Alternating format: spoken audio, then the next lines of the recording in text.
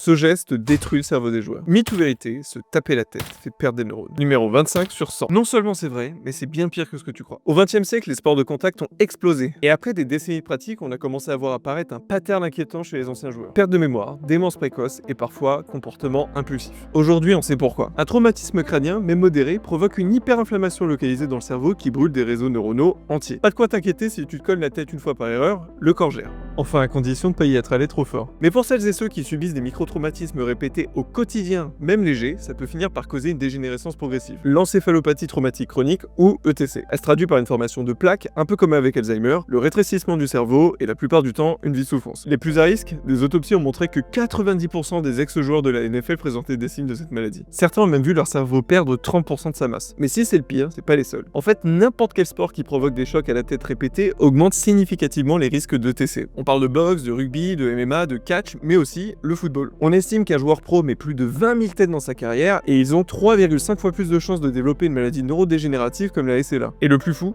c'est un immense tabou. Ces sports sont devenus des activités tellement identitaires que mettre en lumière cette problématique est pour certains vécu comme une insulte. Mais si toi aussi tu trouves ça abusé que personne n'en parle, dis-le moi en commentaire.